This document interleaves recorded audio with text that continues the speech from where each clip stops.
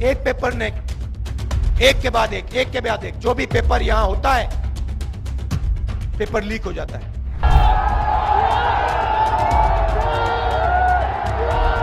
और आपका paper leak हुआ? जी सर, कल मेरा सेकंड शिफ्ट में पेपर था सर। पूरे कॉलेज के हर बच्चों के मोबाइल में पेपर पहले से अलाउ है सर। सारे बच्चे बैठ के पेपर रट रहे हैं। यूपी पुलिस भर्ती परीक्षा दोबारा कराने का सरकार ने फैसला लिया है। आज हम इसी पर करेंगे बात। नमस्कार, 4 PM में आप सभी का स्वागत है। कहते हैं ना कि सफल लोकतंत्र के लिए विपक्ष का मजबूत होना बहुत जरूरी है। विपक्ष एकजुट नहीं भी हो तो भी विपक्ष के सभी दलों को जनता के मुद्दे उठाते रहना चाहिए। उससे सत्ता पक्ष पर जोरदार असर पड़ता है, जो असर अब दिखने भी लगा है। लोकतांत्रिक प्रणाली में यदि विपक्ष सक्रिय ना हो तो लोकतंत्र तानाशाही का रूप ले लेता है और इस तानाशाही को विपक्ष ही रोक सकता है। लेकिन विपक्ष का मजबूत होना बहुत जरूरी है। राहुल गांधी की भारत जोड़ो न्याय यात्रा उत्तर प्रदेश में जैसे ही प्रवेश की, वैसे ही राहुल गांधी ने तमाम मुद्दों को उठाना शुरू किया। राहुल गांधी जहां कहीं भी गए वहां उन्होंने सबसे ज्यादा पेपर लीक का मामला उठाया और युवाओं ने भी अपना दर्द राहुल गांधी के सामने रखा। कई युवाओं से राहुल गांधी ने बात भी की। विपक्ष ने पेपर लीक का मामला जिस तरह से उठाया उससे सरकार को बैकफुट पर अब आना पड़ा और इसका नतीजा यह हुआ कि सरकार ने दोबारा यूपी पुलिस भर्ती परीक्षा कराने का फैसला लिया है। सरकार का यह कोई छोटा फैसला नहीं है, बहुत बड़ा फैसला है। विपक्ष का दबाव और लोकसभा चुनाव, इन सब को देखते हुए सरकार को डर सता रहा था कि अगर युवाओं के हित में फैसला नहीं लिया गया और ऐसे युवा प्रदर्शन करते रहे तो चुनाव आसान नहीं होने वाला है।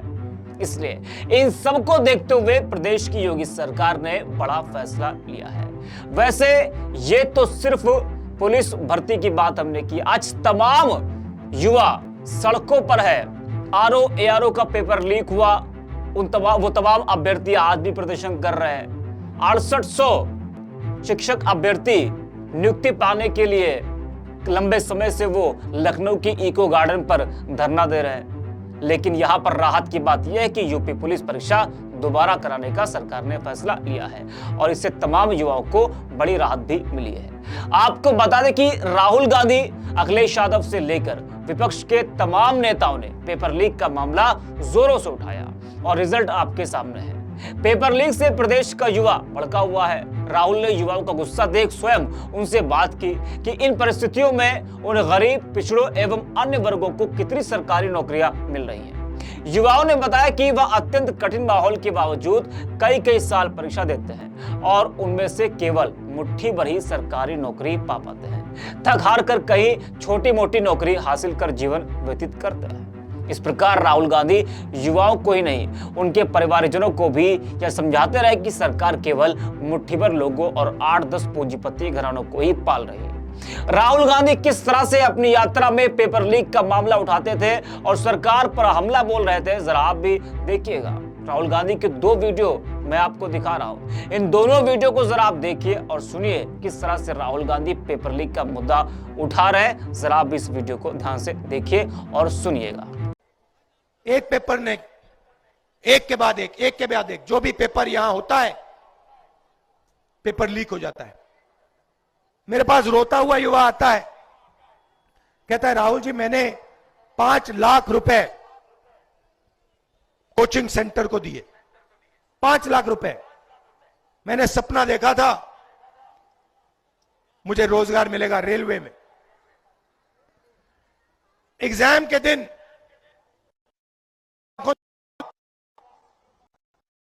जिस चीज के लिए मैंने सालों तैयारी की वही पेपर, शांत रहिए, वही पेपर एग्जाम हॉल के सामने, एग्जाम हॉल से पहले युवाओं के मोबाइल फोन पे, उनको पहले से पेपर मालूम है। 100% नंबर ले जाएंगे। पढ़ाई 1 मिनट नहीं की, मगर जेब में पैसा है, इसलिए सरकारी रोजगार मिल जाएगा। एक तरफ नशा और दूसरी तरफ जो बेचारा रोजगार करना चाहता है, काम करना चाहता है, उसके लिए पेपर लीक। 40 साल से सबसे ज्यादा बेरोजगारी आज उत्तर प्रदेश में है। यहां पे पेपर लीक वाला कोई लड़का है? आ जाओ। नाम क्या है तुम्हारा? अंकित। पूरा नाम क्या है? आ जाओ ऊपर।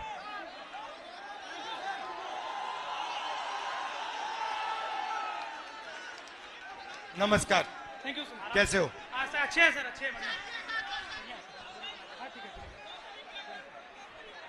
आप कितने समय से कौन से पेपर की तैयारी की आपने? सर मैं यूपीपी की तैयारी कर रहा हूँ, 3 साल से इलाहाबाद में हूँ। अच्छा। 3 साल से तैयारी कर रहा हूँ सर। और आपका पेपर लीक हुआ? जी सर, कल मेरा सेकंड शिफ्ट में पेपर था सर। पूरे कॉलेज के हर बच्चों के मोबाइल में पेपर पहले से अलाउ है सर। सारे बच्चे बैठ के पेपर रट रहे हैं, सब के सब। और इसी तरह मेरे बड़े भाई 7 साल से इलाहाबाद में संघर्ष कर रहे हैं। आरओ का पेपर देने गए सर, कमीशन बोल रहा है नहीं है, लेकिन सबके मोबाइल में वो पेपर था सर, सबके मोबाइल में पेपर था। तो नुकसान तो आपका हो रहा है। जी सर। और नुकसान इन सब युवाओं का हो रहा है। सर मेरे सभी भाइयों का हो रहा है नुकसान। फायदा किसका हो रहा है? फायदा सर सरकार का हो रहा है सर। 50-60 हजार भर्ती निकाली है, 150 रुपए के हिसाब से लाखों करोड़ों रुपए वसूल के रख ली। और परीक्षा सर होम डिस्ट्रिक्ट में करके नकल का पूरा भरमार लगा दिया सर। सबने अपने अपने जिले में अपने अपने कॉलेज में सेटिंग किया है और सब उसी सेटिंग में अपने जो है सर नकल करा रहे हैं और नकल कर रहे हैं। और आपने पढ़ाई में कितना समय दिया और कितना पैसा लगाया? सर मेरा अब तक पढ़ाई में मेरे माता पिता से लाखों रुपए खर्चे हो गए सर। मैं इलाहाबाद में आकर 20,000 रुपए की 2 बार कोचिंग कर चुका हूँ सर। कई बार सर मेरिट 130 क्वेश्चन में 110 करके आने पर भी नकल के भरोसे मेरिट इतनी हाई चली जाती है सर, हम लोग का जॉब नहीं हो पाता है सर। अब बताइए 130 में 110 क्वेश्चन करके आए, फिर भी हम लोग का नहीं हो पा रहा है। आप कौन से वर्ग के हो? हम सर ओबीसी जाते हैं। आप ओबीसी के हो? जी सर। तो राहुल गांधी को आपने सुना किस तरह से उन्होंने अपनी यात्रा में पेपर लीक के मामले को उठाया और युवाओं को उनका हक दिलाने के लिए सत्ता पक्ष से भिड़ रहे। लोकसभा चुनाव का समय ना होता और विपक्षी नेताओं का दबाव ना होता तो क्या आपको लगता है कि सरकार कोई इतना बड़ा फैसला लेती? नामुमकिन। आपको बता दें कि यूपी पुलिस सिपाही भर्ती रद्द होने से लाखों अभ्यर्थियों को बड़ी राहत मिली। पेपर लीक के दावों के बाद लाखों अभ्यर्थी परीक्षा रद्द करने और दोबारा एग्जाम की मांग कर रहे थे। लखनऊ और तमाम शहरों में हजारों युवा सड़क पर थे, जिसको लेकर सरकार ने बड़ा फैसला लिया है। सरकार ने परीक्षा रद्द करने के साथ ही 6 महीने के भीतर फिर से परीक्षा आयोजित करने का आदेश दिया है। सीएम योगी ने कहा कि युवाओं की मेहनत और परीक्षा की शुचिता से खिलवाड़ करने वालों के खिलाफ कठोरतम कार्रवाई की जाएगी। लेकिन आखिर ये कब तक होगा?